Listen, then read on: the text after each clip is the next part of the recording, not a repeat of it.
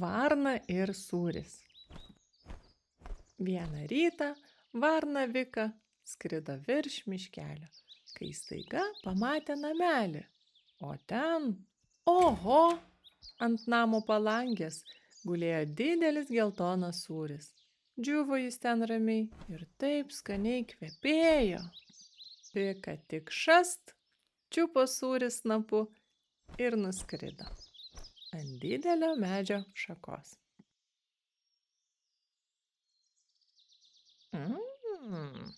Metas užkandžiauti, taip bent skaniai užkrimsiu. Pagalvojo ji.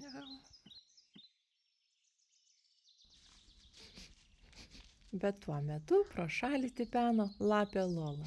Ji užuodė sūrį ir nusprendė prisėsti. Šaka aukštai, o Lola nemokėjo skraidyti. Ką daryti? Truputį pasėdėjus, ji sumastė gudrų planą.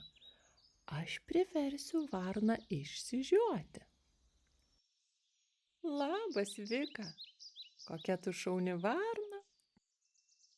Bet varna nieko neatsakė, tad Lola tęsė toliau.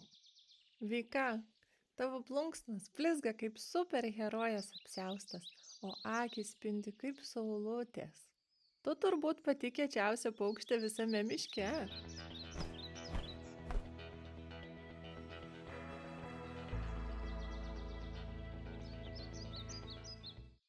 Vika įdėmiai klausėsi ir labai savim didžiavosi.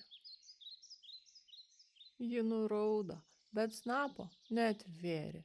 Juk sūris ten. Nepasimausiu. Galvojo ji.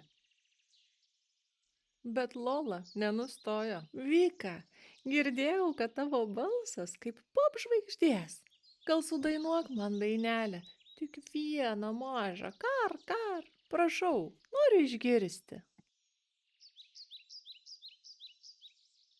Vika užsisvajojo ir visai pamiršo sūrį.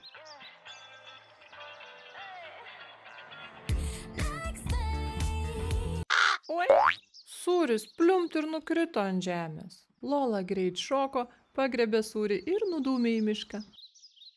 Ten ji pasislėpė ir smagiai suvalgė skanėstą. O Vika taip ir liko ant šakos, išsižiojus, pažiūrėjo žemyn ir tarė.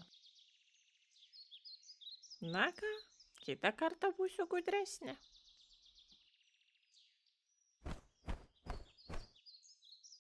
Pabaiga.